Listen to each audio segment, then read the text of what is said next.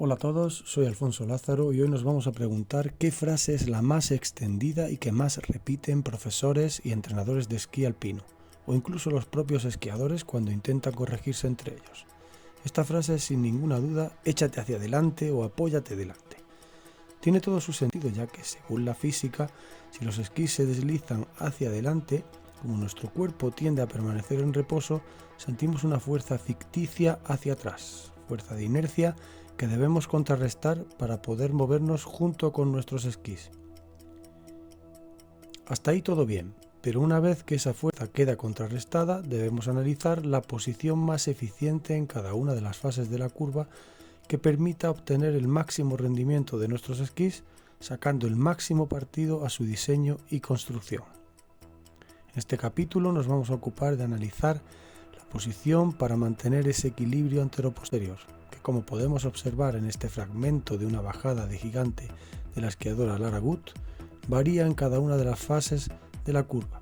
La esquiadora no siempre se mantiene adelantada. Vamos a extraer varios fotogramas de cada una de las fases de la curva con el fin de analizar la posición de la corredora y de cómo ésta gestiona su equilibrio antero-posterior.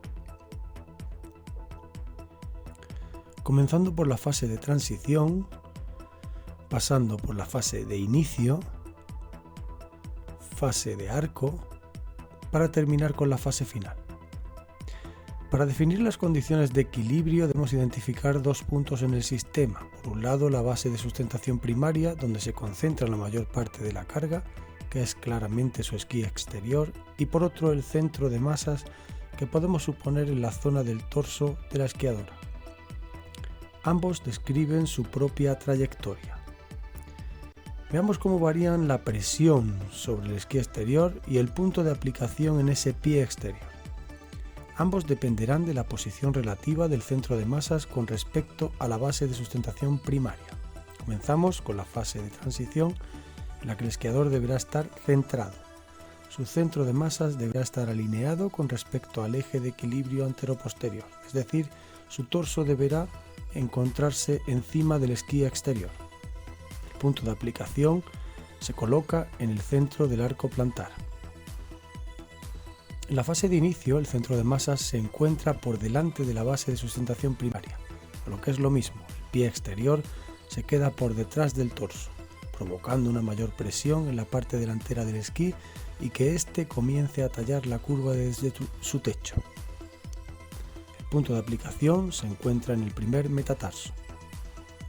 En la fase de arco alrededor de la línea de pendiente, para conseguir una deformación uniforme del esquí, el centro de masas vuelve a colocarse sobre la base de sustentación primaria, centrado. El pie exterior se adelanta, hasta colocarse debajo del torso. El punto de aplicación se desplaza al centro del arco plantar.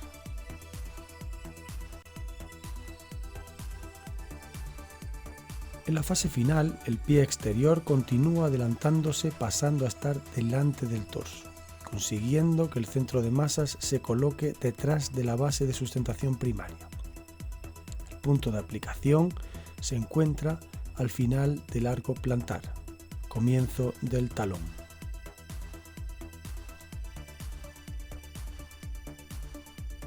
Ampliamos la imagen de la distribución de la presión sobre el esquí exterior y de cómo se desplaza el punto de aplicación a lo largo del pie exterior, conforme el esquiador va pasando por cada una de las fases de la curva. En la transición, el esquiador debe estar centrado. El punto de aplicación debe estar en el centro del arco plantar. En el inicio, deberá estar delante. El punto de aplicación se coloca en el primer metatarso. En el arco, vuelve a estar centrado. El punto de aplicación se encuentra en el centro del arco plantar. Y ya en el final, estaría detrás. El punto de aplicación se desplaza al final del arco plantar, comienzo del talón. En resumen, un esquí eficiente implica comprender este equilibrio antero-posterior y saber aplicar las modificaciones pertinentes en la posición de un esquiador. Un saludo y hasta pronto.